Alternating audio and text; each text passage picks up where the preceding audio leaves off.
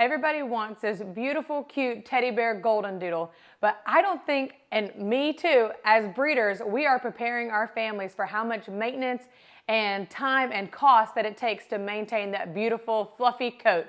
Well, months ago, we asked Madison, our dog groomer, if we could come in and ask her some tough questions, and she said yes. So on her day off, she's gonna groom Bella for us, and we're gonna challenge her with these questions. And she's gonna let us know what breeders are failing to tell their families. So I'm gonna get changed, and then we're gonna go.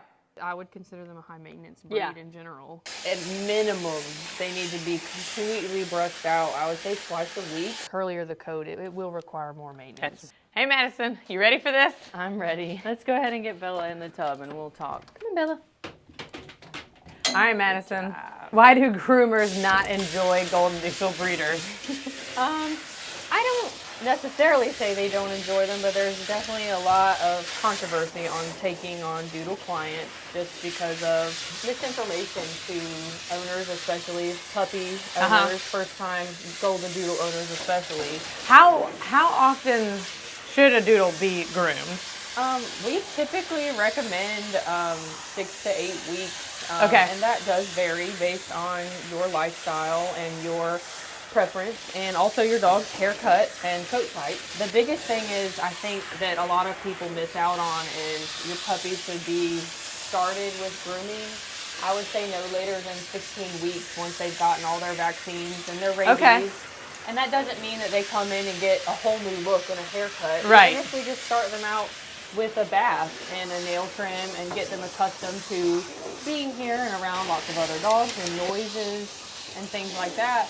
We don't have to give them a haircut. We just want to get them accustomed to the process. I think it would be good for me to start recommending that they come to a groomer to do that because then they can get used to those kind of sounds and just get acclimated to it. So trying to avoid mats, how often should a dog get brushed at home? Like what should they be doing? At minimum, they need to be completely brushed out. I would say twice a week. Okay. And that would be, you know, with the slicker brush all over the body and follow through with the comb. You know, I understand everyone can't brush every day, but even if you, you know, brush thoroughly one section a day throughout the week. Of course, that can also vary if you keep your dog shorter. You may not have to brush as much in between grooming sessions, but definitely if they have a longer coat like Bella or even some longer. You hear that, Bella? We gotta start brushing you more often.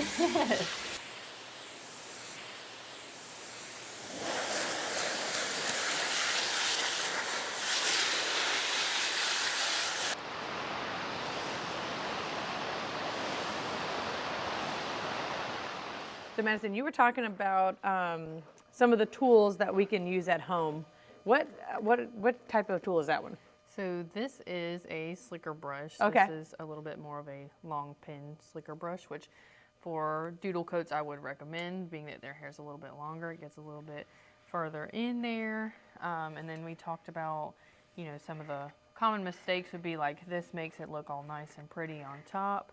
But the big thing is, so, you know, even though she looks nice and tangle-free, which Bella probably is right now after her bath and blow dry, but you want to go over their entire body with a brush, and it helps a lot. We call this line brushing, where you actually put your hand here, and you want to be able to see their skin in between each, and as you keep going.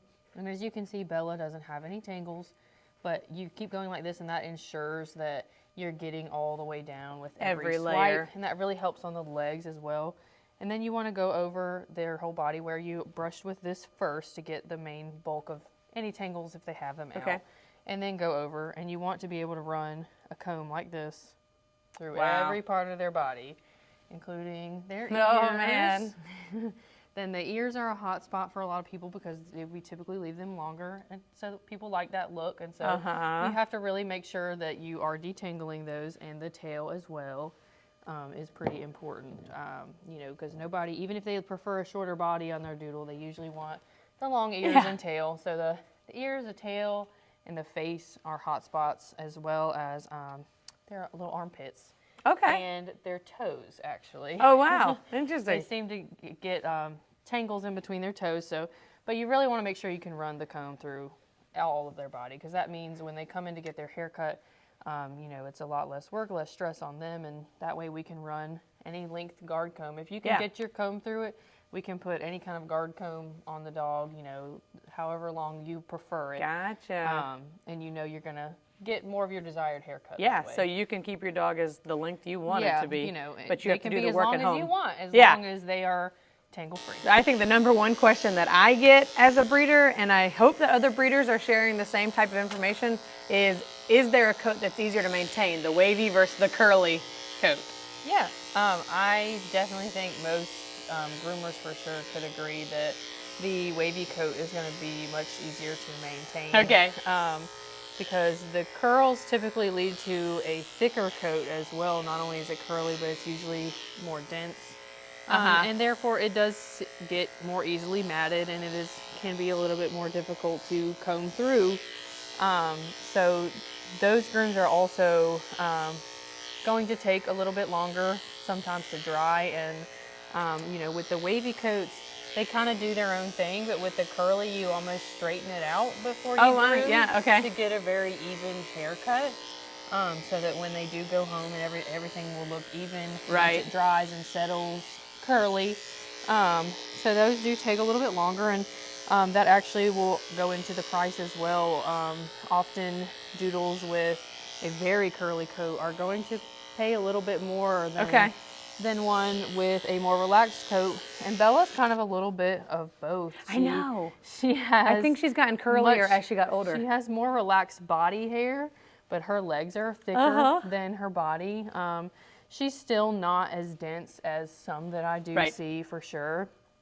But that definitely goes into the price and the maintenance and everything. The wavy, more relaxed, you know, and people have a preference on the look, but it is something to consider that the curlier the coat, it will require more maintenance. A lot of groomers would argue that doodles have changed the grooming industry as a whole. Wow. And I think that is because, first of all, the volume of doodles, that we are seeing now, but also, you know, even within the breed, there are many variations to their coat as far as what to expect. You don't know what to expect until you get your hands on them sometimes.